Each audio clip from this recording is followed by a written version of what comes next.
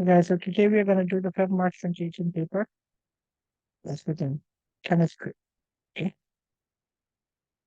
This is the AS level chemistry 2018 paper. One way into shapes of molecules of water and boron trifluoride. What water and we've got boron trifluoride. Now, water and boron trifluoride, water, according to the valence shell electron pair divergent theory, you know that water, because the oxygen has two lone pairs and two bonded pairs, so therefore two lone pairs and two bonded pairs would actually mean having a bond angle of 104 to 105 degrees.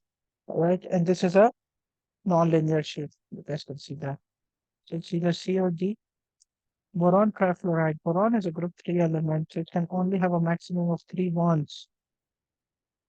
It only has 3 electrons in its outer shell, so 3 bonds with the 3 chlorine atoms. Once it does that, it has no lone pairs at all, and it's a it's 3 bonded pairs and no lone pairs, so that means this is actually a flat molecule. And so this entire circle can be divided into 3 equal parts. And so because the entire circle is 360 degrees, so 3 equal parts are 120, 120, and 120. Therefore, the shape over here is trigonal planar. It's trigonal planar. Trigonal because it has 3 angles. So you can see these 3 angles. It's planar. Option G is correct. Right? What is nonlinear? Nonlinear is also known as bent shaped or V-shaped or angular. Okay. All three are the names of the same species. And this one is planar. Let's move on to the second part. Electronic configuration of two outermost shells of an atom are given here. What is this atom? Now, this is the outer shell that has been given to us. Let's count the number of electrons in this outer shell. So 2 plus 6 is 8, plus 5, 13, plus 2, 15.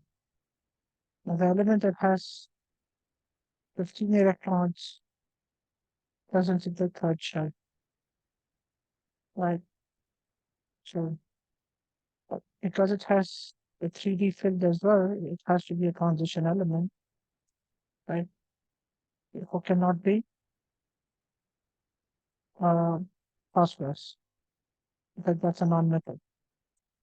And the left with manganese, function of vanadium. All right. There's another way of doing this as well. But these are the electrons of the two outermost shells. All right. The two outermost shells, not just one. So this means the outermost shell. Now this is the 3p, 3s and 3p. This is the third shell. Okay. After this, we've got the 4s2 and then 3d5, right? Because this is a transition metal, it has the 3d electrons as well. 2 plus 5 is 7 electrons. 7 electrons are present after the 3p6 configuration. So let's write down the entire configuration first, right? We have to just reach the 3d5 here, okay, for this configuration. So 1s2, 2s2, 2p6, 3s2, 3p5, 3p6 actually, 4s2 and 3p10. 4s2, after 4s2, you can have a maximum number of 3d electrons. Let's count the total number of electrons that we have. 2 plus 2 is 4 plus 6, 10, 12, 18, 20. Or 20 plus 5 is 25. So this is actually an element that has 25 electrons in total. Meaning its proton number is 25.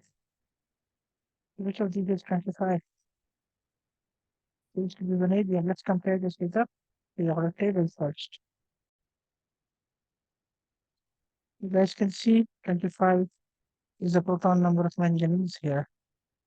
So yep, manganese is the correct answer. Actually, all I've done is just wrote down the electronic configuration up to the 3d5, right? And then total all the electrons that are in here. After this, I've had A as the correct answer because I've got 25 electrons over here. Drinking water may contain dissolved calcium hydrogen carbonate. Okay. how many electrons are present in each of this anion, hydrogen carbonate anion. Let's write down the formula for hydrogen carbonate first. Now, this is hydrogen carbonate. The reason why I've put a negative sign here is because calcium has a +2 charge, with as suggested by this subscript here. Now, we just need to count the total number of electrons here. Remember, there is a negative charge, so which means it has one extra electron. So just count the total number of electrons and add one to it. One electron will be present in hydrogen because that's the proton number. And six electrons here as well. And 3 times 8. 1, 6, 3 times 8. And add one extra electron to it for the negative charge. This turns out to be 30, 31, 32. Option C should be the correct answer in the third one.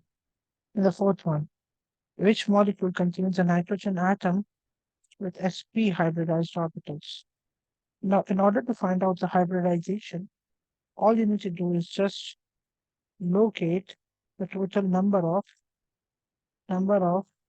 electron densities around the central atom.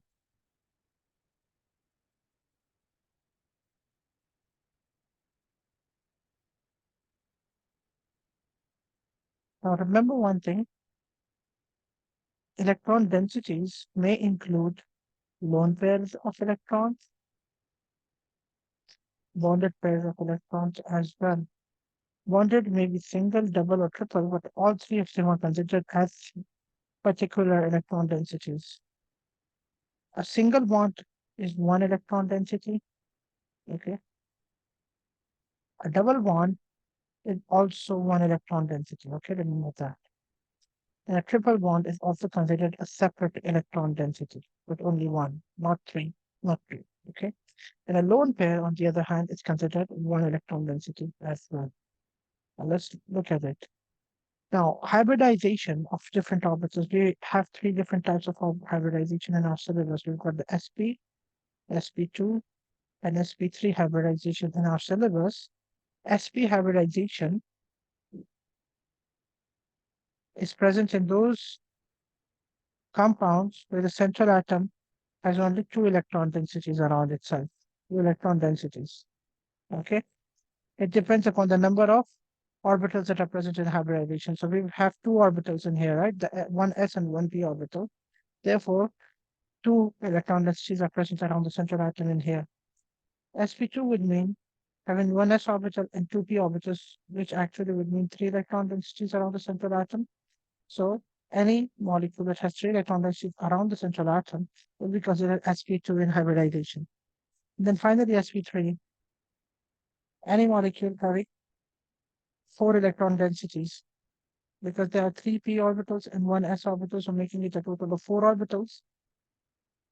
So four electron densities, if are present around the central atom, would have sp3 hybridization.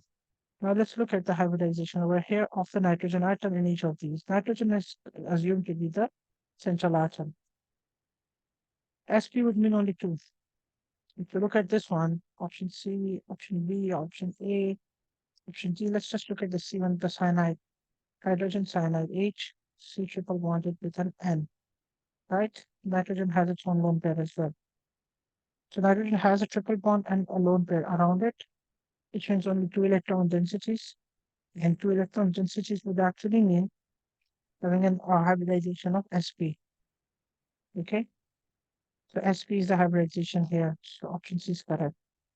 Reason, because this nitrogen over here has one lone pair and one bonded pair around itself. All right, so this means nitrogen actually has a hybridization of having only two orbitals, the s orbital and the p orbital. So sp hybridization is present in nitrogen. Option C is correct. Question 5. Which mass of solid residue is obtained from the thermal decomposition of 4.1 grams of anhydrous calcium nitrate? Now we have 4.1 gram of anhydrous calcium nitrate and we need to heat it. Now remember one thing, you need to know the decomposition of calcium nitrate.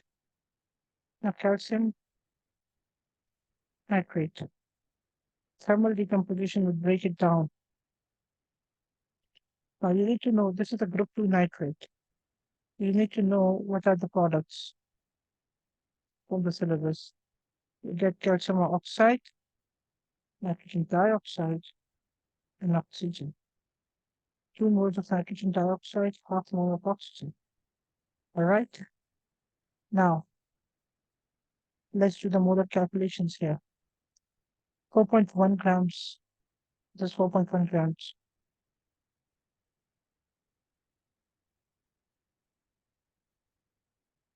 Now this is a solid residue that you would get. Consider if you gas it, will escape out, right? So what is the mass of this solid residue that we get? Okay.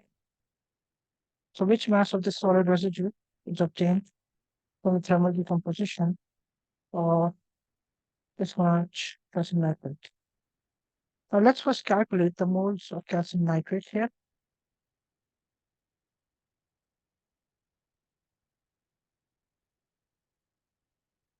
This is going to be mass over MR of calcium nitrate.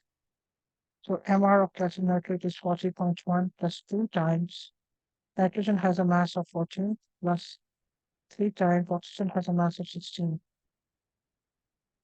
Let's do the calculations here. This turns out to be 0.02498 mole. This many moles of calcium nitrate are obtained. Once you have the moles of calcium nitrate, you can calculate the moles of calcium oxide as well.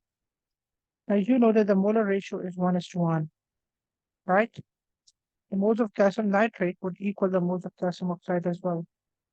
The moles of calcium oxide are exactly the same, right? All you need to do now is just calculate the mass of calcium oxide. In order to calculate the mass of calcium oxide, you use the same formula for moles. Just multiply the mass by the molar mass, by the moles by the molar mass. So this is the molar, the mass. Sorry, these are the moles, and you multiply them by the mass of calcium oxide. The mass of calcium oxide is going to be 40.1 plus 16, because 16 is the mass of oxygen. Let's do this calculation as well. We multiply this by 40.1 plus 16, which turns out to be 1.40 grams. So we have the mass of the solid residue of calcium nitrate, 1.4 grams. It's the answer. Let's stop here because it's enough for this video. Let's continue this paper in the next step.